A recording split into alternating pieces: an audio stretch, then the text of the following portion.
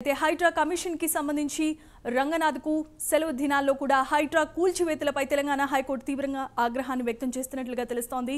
భవనాల కూల్చివేతపై హైడ్రాకి వ్యతిరేకంగా బాధితులు కోర్టుని ఆశ్రయించారు. కోర్టు విచారణలో ఉన్న కేసులోని భవనాలను ఎలా కూలుస్తారంటూ కూడా హైకోర్టు మండిపడింది. వర్చువల్ గా కోర్టుకి హాజరైన హైడ్రా కమిషనర్ రంగనాథ్ జరిగిన పరిణామాలపై వివరణ కూడా ఇచ్చారు. మరోవైపు అమీన్పూర్ తహసీల్దార్ కూడా వివరణ ఇచ్చినట్లుగా తెలుస్తోంది. ఇద్దరు అధికారుల వివరణపై హైకోర్టు అయితే అసంతృప్తిని వ్యక్తం చేసింది. ఎన్ని చెరువులకు ఎఫ్టీఎల్ ఖరారు చేశారు, ఎఫ్టీఎల్ ఫిక్స్ చేయకుండా ఎలా కూలుస్తారంటూ కూడా హైకోర్టు నిలదీసింది. సెలవుల్లో నోటీసులు ఇచ్చి అత్యవసరంగా ఎందుకు కూలుస్తున్నారంటూ కూడా ప్రశ్నించింది. ఒకవేళ చార్మినార్ కూల్చేయమని స్థానిక తహసీల్దార్ చెబితే కూల్చేస్తారా అంటూ అధికారులను హైకోర్టు అడిగినట్లుగా తెలుస్తోంది. ఇక ఇదే అంశానికి సంబంధించి మరిన్ని వివరాలను మా ప్రతినిధి కుమార్ అందిస్తారు. కుమార్.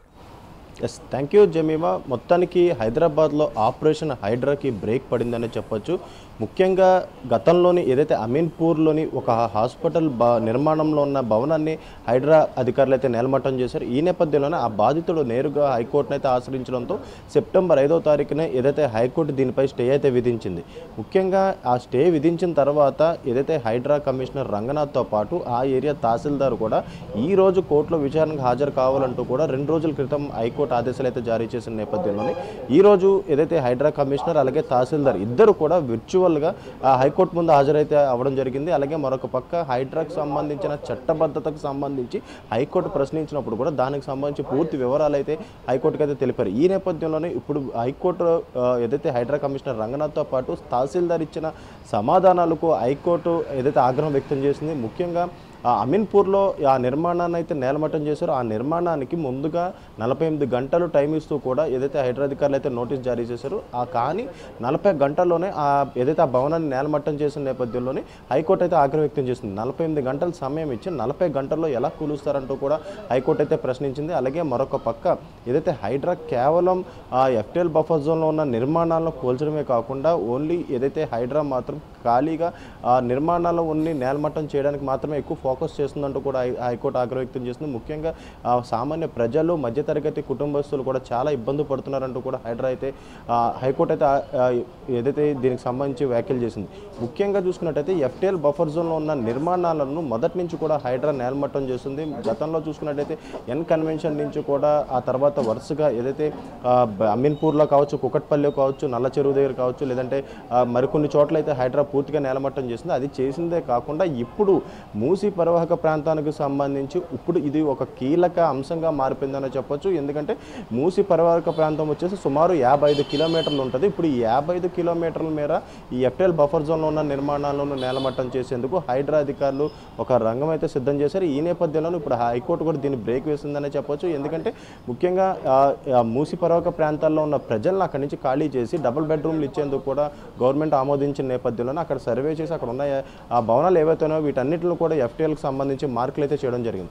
ఇప్పుడు హైకోర్టు వచ్చేసి దీనికి సంబంధించి ఆ కీలకమైన ఏదైతే ప్రశ్నలు వేసినట్లయితే తెలుస్తుంది. ముఖ్యంగా చూసుకున్నట్టయితే తహసీల్దార్ ఏం చెప్తే అది హైడ్రా చేస్తుందా అన్న కోణంలో అయితే హైకోర్టు అయితే ప్రశ్నించింది. చార్మినార్ కూల్చమంటే చార్మినార్ కూల్చేస్తారంటూ కూడా ఆగ్రహం వ్యక్తం చేసింది. అలాగే మరొక పక్క ఎఫ్టీఎల్కి సంబంధించి ఆ చెరువులు ఎన్ని ఫిక్స్ చేశారని కూడా ప్రశ్నించింది. అలాగే ఎఫ్టీఎల్ని ఇంకా ఫిక్స్ చేయకుండానే ఆ బిల్డింగ్లన్నీ నేలమట్టం ఎందుకు చేస్తున్నారంటూ కూడా ఇప్పటికే హైకోర్టు అయితే ఆగ్రహం వ్యక్తం చేసింది. ముఖ్యంగా ఈ విచారణ కూడా ఈరోజు ఉదయం నుంచి అయితే కొనసాగిన తర్వాత మళ్ళీ అక్టోబర్ 15కు ఈ విచారణ కూడా వాయిదా వేసింది. ముఖ్యంగా ఏదైతే హైదరాబాద్లోని అంటే గ్రేటర్ హైదరాబాద్లకు సంబంధించి చెరువులు అలాగే పార్కులు కాపాడేందుకు హైడ్రాను ఒక సంస్థను అయితే గవర్నమెంట్ అయితే ఏర్పాటు చేసింది. మొదట్లో ఏదైతే పెద్దలో అంటే రాజకీయ నేతలు బడా వ్యాపారవేత్తలకు సంబంధించిన ఇళ్లను కూడా హైడ్రా నేలమట్టం చేసింది. అప్పుడు ఇలాంటి పరిస్థితులు అయితే రాలేదు. కానీ ఇప్పుడు ఏదైతే ఇప్పుడు కుకట్పల్లి నల్ల చెరువు కావచ్చు, లేదంటే బోరబండలో కావచ్చు, లేదంటే మరికొన్ని చోట్ల అంటే ఇప్పుడు మూసీ పరివాహక ప్రాంతాలు ఏవైతే ఉన్నాయో ఇక్కడ ఎప్పుడు సుమారు దశాబ్దాల పాటు ఇక్కడైతే జనాలు అయితే నివసిస్తున్నారు. ఇప్పుడు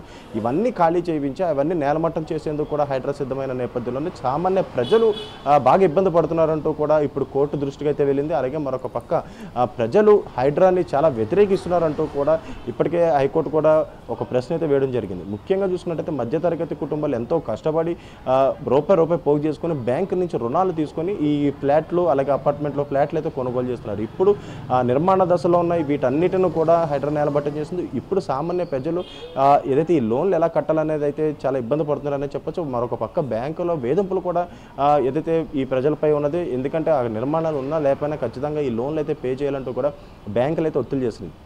ఇప్పుడు ఈ నేపథ్యంలోనే ఇప్పుడు హైడ్రా అనేది ఇప్పుడు ఏ స్థాయికి వెళ్తుంది అనేది అయితే ప్రస్తుతం ఒక ప్రశ్నార్థకంగా మారిందని చెప్పొచ్చు. ఎందుకంటే హైకోర్టు కూడా చట్టబద్ధంగా సంబంధించి హైడ్రాకి సంబంధించి పూర్తి వివరాలు అయితే కోరింది. గతంలో కూడా ఏదైతే దీనికి సంబంధించి అంటే నాగార్జునకు సంబంధించిన ఎన్కన్వెన్షన్ కావచ్చు లేదంటే వేరే కావచ్చు వీటన్నిటిని కూడా నేలమట్టం చేసింది. అప్పుడు కూడా చాలామంది హైకోర్టు అయితే ఆశ్రయించారు. అప్పుడు కొన్ని నాట్లకు స్టే కూడా ఇచ్చింది. స్టే ఇచ్చిన సమయంలో కూడా ఏదైతే హైడ్రాకి సంబంధించిన లీగల్ సర్వీసెస్ గురించి హైకోర్టు అయితే ప్రశ్నించినప్పుడు కూడా హైడ్రాకి సంబంధించిన న్యాయవాదులు కూడా దీనికి సంబంధించి పూర్తి వివరణ కూడా ఇచ్చారు. కానీ మరొకసారి అంటే ఇప్పుడు అమీన్పూర్లో జరిగిన సంఘటన ఏంటంటే 48 గంటలు టైం ఇచ్చినప్పుడు కూడా ముందుగానే అంటే 40 గంటల్లోనే హైడ్రా యాక్షన్ తీసుకుంది.